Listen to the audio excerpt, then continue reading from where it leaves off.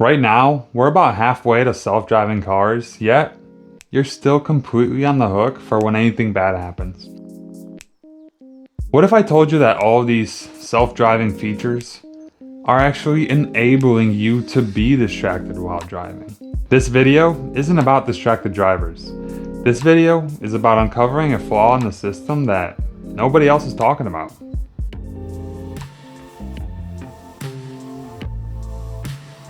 Let me ask you something.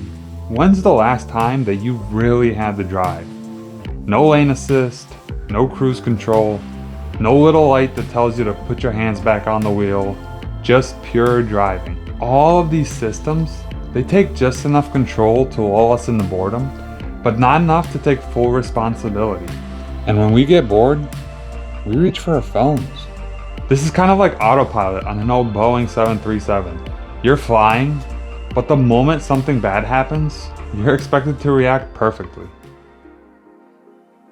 You know, there's a name for this. It's called the paradox of partial animation. Cars are doing more and more for us, but they're expecting the same level of attention. And that's just not how our brains work. You just can't half outsource responsibility. But that's exactly what all this car tech is doing. And as that gap grows, we pay less attention, but we still carry full responsibility. So let's look at the numbers. Between 2012 and 2014, before all these automation features went mainstream, we had about 32 to 33,000 deaths, traffic deaths, per year. Now let's fast forward to 2018 through 2020.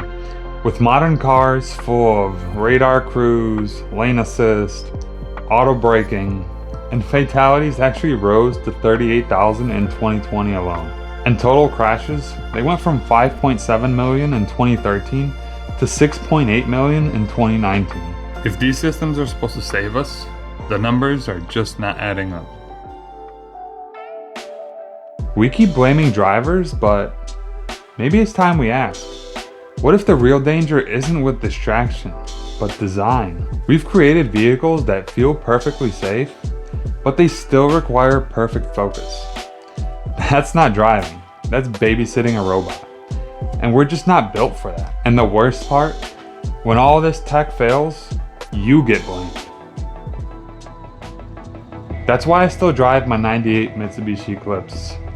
No lane assist, no radar cruise, no alerts, just me, the car, and the road. It's got a manual transmission, and if I don't drive it, it doesn't move. The car needs me.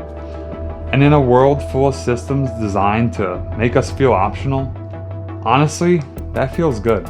All this tech that we're adding, it sure does seem convenient. But when you think about it, it doesn't really solve any problems.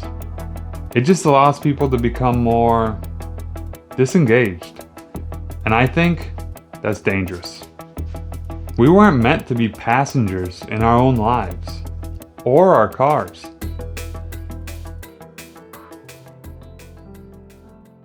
And here's what really gets me. All of this tech comes with a label. Don't rely on it, stay alert, and always be ready to take over. So, what's the point? They're building all these systems knowing full well that people are gonna rely on them. And when something bad happens, all they have to do is just point to the sticker. You're responsible, even when the system was driving. It's not their fault. So I gotta ask, do we really need all of this tech? Or is it just a smokescreen to make us feel safe while we still carry all of the risk? Convenience without accountability isn't innovation, it's negligence. And here's the even deeper question. Who even asked for all this? Has anyone said, I wish I had less things to do while I drive? We're living in a time when people are struggling to feel useful. Mental health issues are always on the up and up.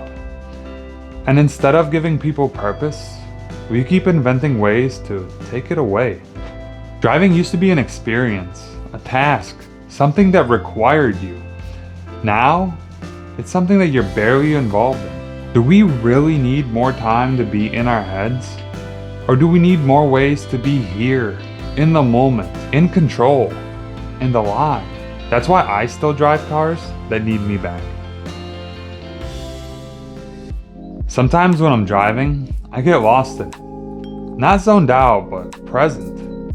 So focused that when I arrive, I ask myself, how'd I even get here? I couldn't tell you if I hit any red lights or what song was playing, but I can tell you this.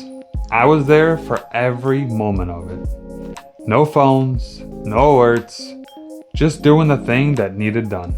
And when I live like that, life just seems to work. Maybe it's a coincidence, but if there is somebody out there pulling the strings, I don't think it's an accident. I think they're trying to kill boredom, and with it, focus. But I'm not letting mine go that easy. My name is Taras, and this is Objective Garage, where we wrench with heart, speak the truth, and always keep it real. See you in the next one.